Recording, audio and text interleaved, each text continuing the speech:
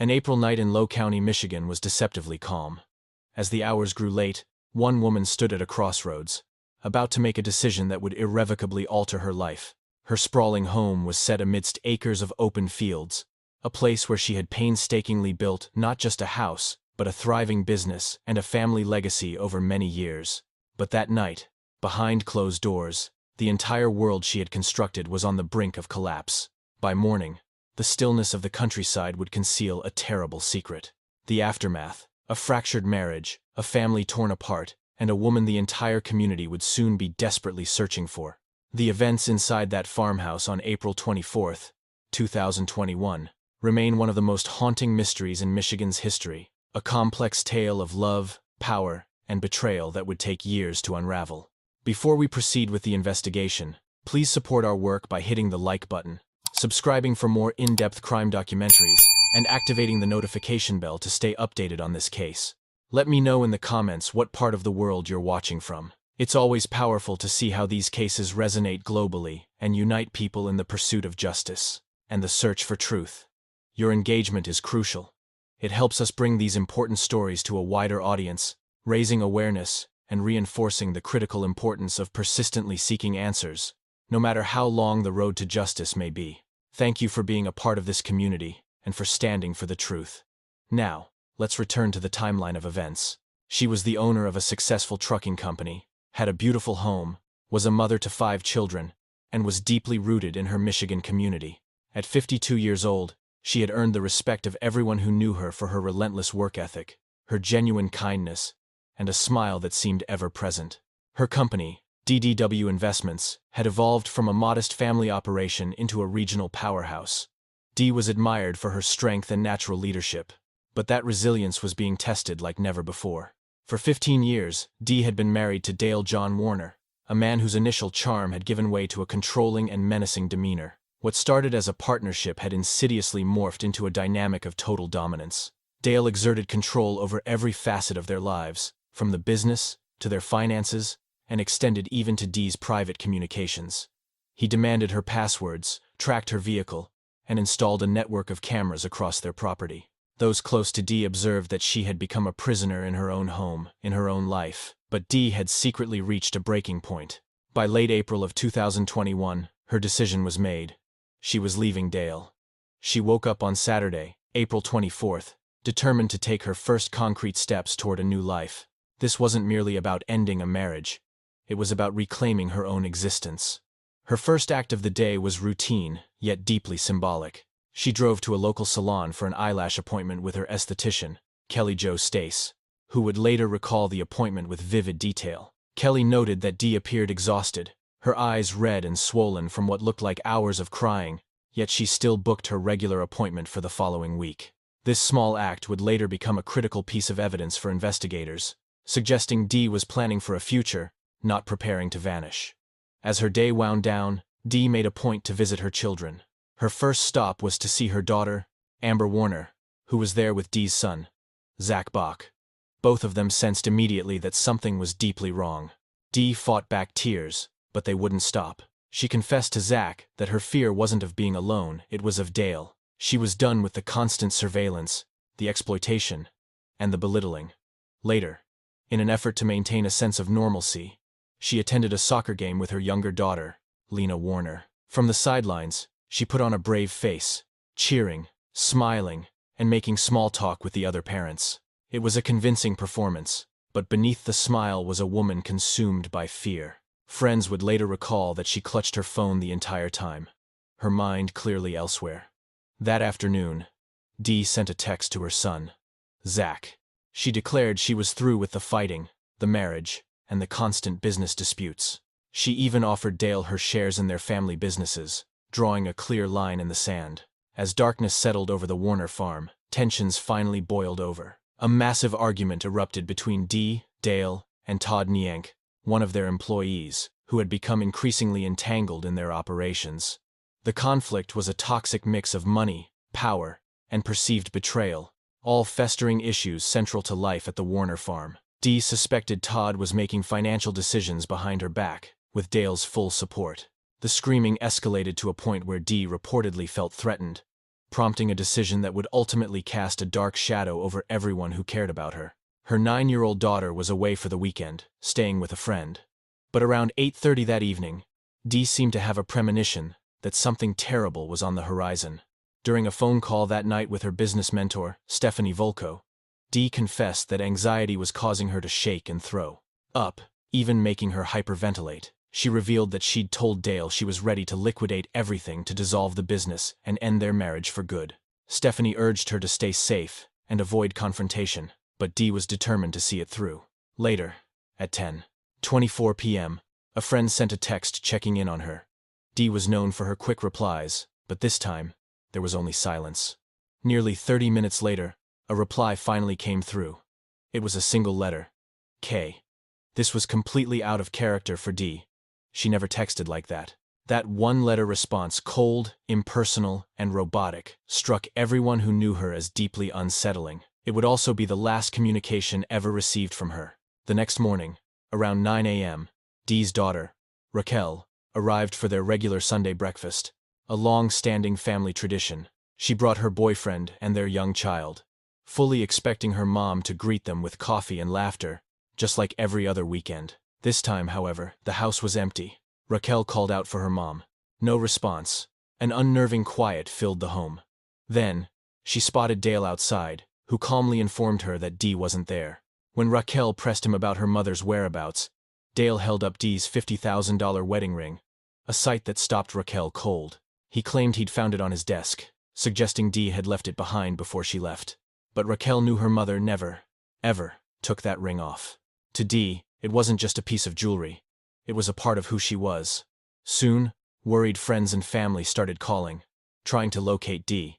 As the hours turned into days, Dale's story began to shift with each telling.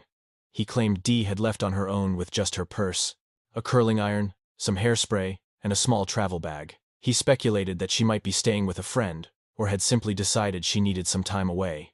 But none of it added up.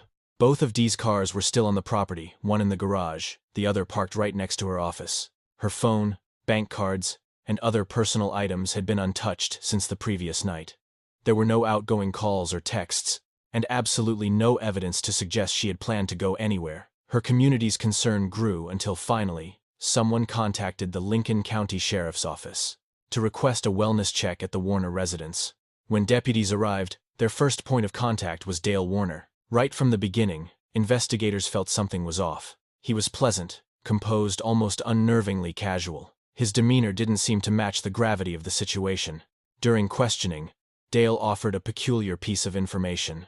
He claimed Dee had a secret phone, a second cell phone she used for private conversations, one that she supposedly thought he didn't know about. It was an odd detail to volunteer, and it revealed far more about Dale than it did about Dee. He wasn't really describing her behavior. He was describing his own, his habit of watching, tracking, and attempting to control her. Once investigators started digging into the couple's history, it wasn't long before a disturbing pattern began to emerge. According to Raquel, Dee's daughter, her mother had discovered a GPS tracker that Dale had secretly installed underneath her car. On top of that, he had hired people to monitor her every move and had even attempted to clone her phone. Dee had tried to leave him back in December of 2020, just 4 months before she vanished. She confided in a close friend that when she began packing, Dale became enraged and refused to let her take their younger daughter, Lena, with her. Early in 2021, Dee made a chilling confession to Stephanie, revealing a small lump concealed beneath her hairline. It was an injury she'd sustained during an altercation with Dale, and even though Dee tried to downplay it, Stephanie could sense that something was terribly wrong. Dee also admitted she was terrified to leave her daughter alone with him. Yet, despite her growing fear, she kept going to work, her main focus always on keeping her child safe. In the days following the welfare check, Dale's behavior did nothing but deepen investigators' suspicions. He made no effort to organize search parties and refused to grant police unrestricted access. Instead, he changed the passwords to the property's security system, effectively blocking access to any footage that could have revealed what transpired that night. He also contacted an attorney, not to aid in the search for his missing wife, but to protect himself. From that point forward, Dale's primary objective was no longer finding Dee, but ensuring his own self-preservation. He carried on with his business operations, began shuffling assets, and severely restricted what others were allowed to see. When speaking with investigators, he would talk calmly and at great length about work, payroll, trucking routes, and corporate restructuring. His demeanor was more like a CEO handling a business problem than a husband desperate to find his missing wife. He displayed no sense of urgency or apparent worry. His composure was strikingly odd for a man in his situation. By the summer of 2021, investigators understood they were dealing with more than a missing woman. This was a case about money, power, and control. Dee had built DDW Investments from the ground up, but in the wake of her disappearance, Dale began quietly transferring contracts, vehicles, and other assets into his own name. He went so far as to establish a new company, DDW Transportation LLC. While it initially looked like a standard business maneuver, in 2022, private investigator Billy Little uncovered what was actually happening behind the scenes. Dale was systematically moving Dee's assets into his new company, using what appeared to be a fraudulent power of attorney document, dated from 2014. A mere 4 months after she vanished. This was no mere coincidence. It was a clear indication that Dale was operating under the assumption Dee was never coming back. He was already constructing a new life for himself, one that involved taking full control of her business empire. As the investigation continued, another person of interest emerged. Todd Nink, the employee who had clashed with Dee on the very night she disappeared. Digital forensics revealed that Todd's activities on the night of April 25, 2021, were highly suspicious. At approximately 3 a.m., he accessed company systems under a false name. He was tracked entering and then leaving the Warner land property, before driving a company truck to Burns Harbor, Indiana, and from there, to a wastewater treatment plant in Chicago. This peculiar route, taken at such an odd hour, placed him directly in the critical timeline of when Dee vanished. Several months later, Billy Little obtained a recording of a conversation between Todd and his massage therapist, in which Todd confessed to being deeply invested in the case. Even more disturbing, he claimed that Detective Dan Druyer, the lead investigator on Dee's case, was romantically involved with his own cousin. This revelation suggested the investigation had been compromised from within. It suddenly explained the persistent delays, the failure to secure warrants, and the numerous investigative missteps. It appeared Dale wasn't just operating with cunning, he was also protected. In 2022, Dale sold DDW Transportation to Laidlaw Carriers bulk and personally pocketed all the proceeds. The empire Dee had built from the ground up was sold off, and the money that should have belonged to her estate or her children simply disappeared. The combination to his mother's electronic safe, a code that her son, Zach, had always used to access it, suddenly failed when he tried to retrieve papers or cash that might help the investigation. He was forced to resort to using the backup key to get it open, but the safe was empty. The money had vanished. Only Dee and Dale had access. A chilling realization began to set in. Dale was systematically erasing Dee from her own life, not just physically, but legally and financially as well. He was dismantling her entire empire, piece by piece. He even moved to divide their shared family land, despite Dee retaining the legal right to half of the property. When private investigator Little confronted him about this, Dale's response was simple. He claimed he couldn't divide the property without her signature. The answer was so straightforward it was terrifying. It was clear Dale no longer expected Dee to ever object to anything again. As investigators pieced together a timeline, a disturbing pattern emerged. Every action pointed to a meticulously coordinated effort to conceal a murder.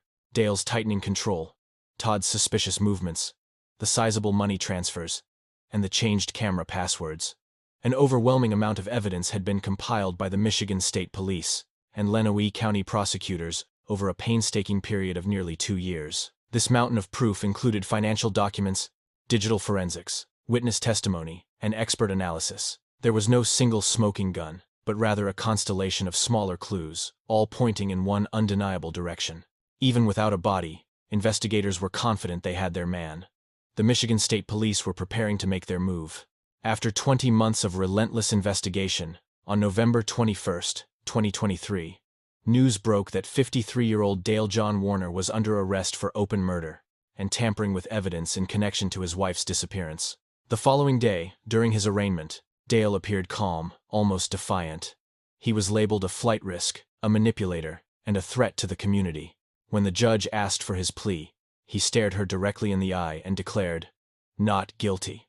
The prosecution requested a bond of $20 million, a figure that ranked among the highest in the county's history. The judge ordered Dale to be held without bond until his trial. For Dee's family, the arrest brought a tidal wave of conflicting emotions. It was a grim confirmation of their deepest fears that the man they once trusted was responsible for her vanishing, but it also marked the first concrete step toward justice. But even with Dale behind bars, one agonizing question haunted everyone who loved her. Where was Dee Warner? Her children scoured fields, ponds, barns, and any other conceivable location she might be. Volunteers combed through acres of farmland, and law enforcement pursued every single lead. Yet, there was nothing. It was as if she had been swallowed by the earth. Then, in August of 2024, the silence was shattered. The Michigan State Police returned to one of Dale Warner's properties on August 17, 2024. It was a farm located on Paragon Road, just 4 miles from the family home where Dee was last seen. They had searched this property before, but this time, cutting-edge forensic technology and new digital evidence guided them to a precise location: an old barn. Inside, amidst the clutter of tools and farm equipment, investigators noticed something out of place: a large tank of anhydrous ammonia. With other machinery parts scattered across the property, it might have looked unremarkable to a casual observer. But this particular tank was different. It showed signs of being repainted, its seams had been rewelded, and its metal exterior seemed suspiciously clean compared to its surroundings. The moment authorities breached the tank, they were hit with a potent, heavy, and unmistakable odor. After a search spanning 1,500 days, they made the discovery everyone had dreaded. The remains of Dee Warner were inside that tank. It had been more than 3 years since her body had been concealed within the welded container. It was sealed shut, buried, and left to corrode less than 4 miles from her own home. 5 days later, on August 22, 2024, the Jackson County Medical Examiner used dental records to make a formal identification. The remains were confirmed to be those of Dee Warner. Authorities ruled her death a homicide, but withheld the specific cause of death pending the completion of their investigation. For her children, the discovery was a bittersweet resolution. There was relief that the agonizing wait was finally over, but it was coupled with the heartbreak of a truth more horrific than they had ever imagined. Dale hadn't just taken her life. He had meticulously planned for her to vanish forever, hiding her body in plain sight on a property he frequented, passing the very cemetery where his wife was laid to rest. This discovery significantly bolstered the prosecution's case. Subsequently, Dee's family filed a $100 million lawsuit against Dale John Warner for wrongful death in May of 2025. The suit alleged that he had taken Dee's life, concealed the crime, and subjected her to years of emotional, financial, and physical torment. Based on new information presented in court, investigators now believe Dale ended Dee's life in their home after she announced her intention to leave him. On the night of April 24, 2021, he then allegedly transported her remains to the property on Paragon Road. There, he concealed her inside an ammonia tank and welded it shut, painting it over in an attempt to hide the evidence. The civil claim also detailed years of abuse and manipulation at the hands of her husband, revealing a dynamic where he viewed her not as a partner, but as a possession. While Dale awaited trial behind bars, even more startling revelations began to surface. On March 20, 2025, his adult son, Jaron Dale Warner, was arrested for tampering with evidence and charged as an accessory in Dee's murder. Although those charges were later dropped, the arrest strongly suggested that Dale had not acted alone, a theory investigators had long suspected. It's believed he likely had help from a few employees and family members to maintain a facade of normalcy by rearranging the scene and concealing evidence. While he maintained the pretense that nothing was wrong, the discovery of Dee's remains changed everything.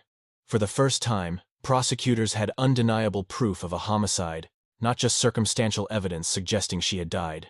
At Dale's preliminary hearing in June of 2024, the judge ruled there was enough evidence for the case to proceed to trial. Dale's defense attorney argued the prosecution's case was built on speculation and that extensive negative media coverage in the region had poisoned the potential jury pool. However, in August of 2025, the judge denied the motion for a change of venue, rejecting the request to move the trial out of Lenawee County.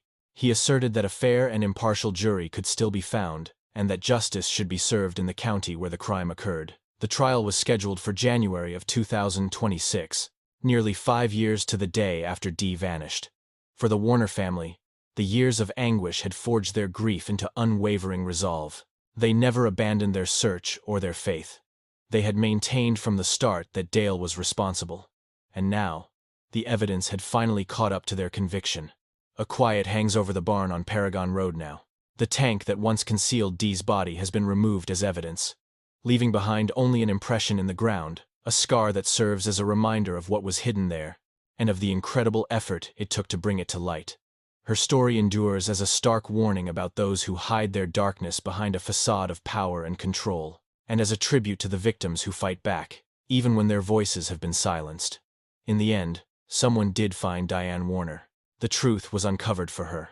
At long last, she can rest, her memory no longer defined as a missing person, but as a symbol of truth, justice, and resilience. Thank you for staying with us through this difficult case. Exploring the darker aspects of human nature is never easy, but it's crucial for understanding what we must guard against. These stories reinforce the importance of awareness, empathy, and the relentless pursuit of justice. They serve as a powerful reminder of how fragile life is, and how quickly the ordinary can become terrifying. While the world can be a dangerous place, examining these cases helps us stay vigilant and recognize the extremes people are capable of when driven by motives like fear, rage, or greed. If you find value in deep-dive investigative content like this, please consider liking this video, subscribing to our channel, and hitting the notification bell. That way you won't miss our next investigation. We invite you to share your thoughts on this case in the comments below. We read them all and value your perspective. And please let us know if there are any other cases you'd like us to cover. Until next time, stay safe, be aware of your surroundings, and always trust your gut. Thank you once again for watching, and we'll see you in the next investigation. In this investigation, we're diving into a chilling disappearance that kicked off with a single, cryptic, final message.